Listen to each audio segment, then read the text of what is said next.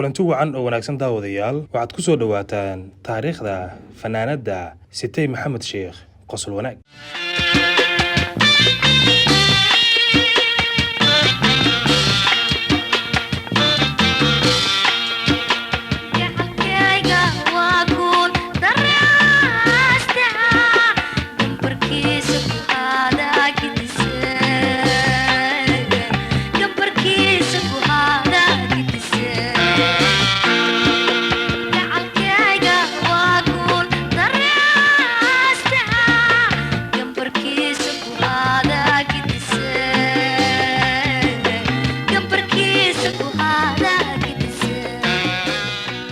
ardaydii ubaxa ee degmada Xamar Jajab ayay ka mid ahayd waxayna xilligaas ahayd ardayad aad u yar oo wax ka barata dugsiga Raaga Ogaas fanka waqtigaas aad ay u jeclayd gaar ahaan banaadiriga sanadii 1974 ayay ka mid noqotay arday loo xulay inay ka heesaan iskuulada gobolka Banaadir da ahaana waxay ahayd sidaan idin sheegnay gabar aad u yar ma jirin waqtigaas hees ay lahayd laakiin heesaha banaadiriga ayay qaadi jirtay waxaana macallimiinteedii ay arkeen inay tahay qof cod fiican oo heesi karta inkastoo ay jecleed fanka haddana ma sahlanayn in si fudud lagu noqdo fanaanad calashaan dib ayaa loo maray jiray in hees la qaado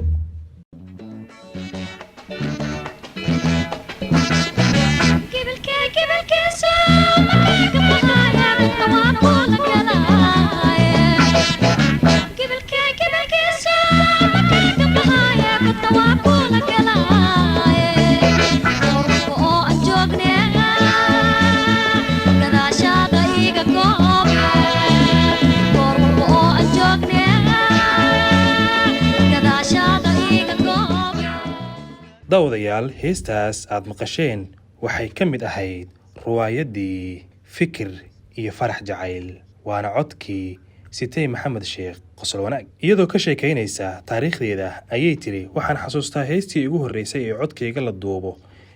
ee aan uga qayb galay barnaamijka heesaha hirgalay waxaa lahaa abwaan aanan hadda meel uu joogo ogeyn oo la dhihi jiray Cabduqaadir Sajan waana sanadkii 1975 miraha heesta waxaan ka xasuustaa ayay tiri muslino ma ka haraa waqti dheer ayaa ka soo wareegtay oo dhib badan la soo maray wax badanna kama xasuusan karo heesta sanadii 1980 ayay si rasmi ah uga mid noqotay kooxdii Halgan laakiin wax badan lama sii joogin kooxdaas oo waxay u soo wareegtay kooxdii Waaberi gaar ahaan Shumay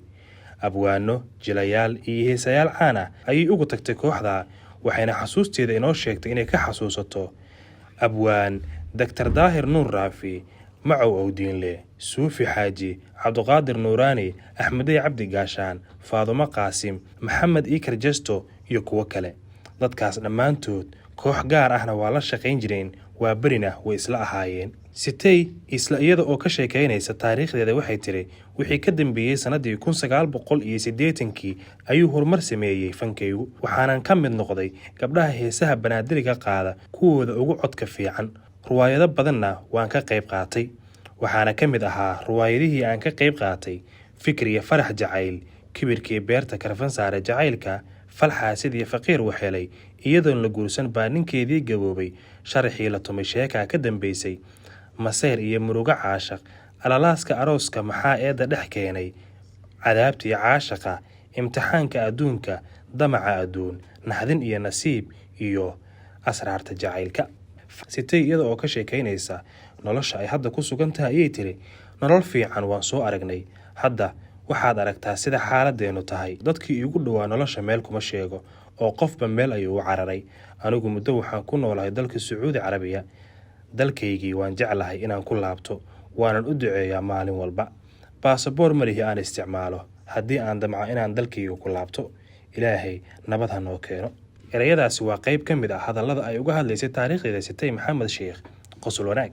daawadayaal waxaan idinkaga tegayaa hees kale oo ay qaaday Sitay Maxamed Sheekh Qosol Wanaag oo ku jirtay riwaayadii Naxdin iyo Nasiib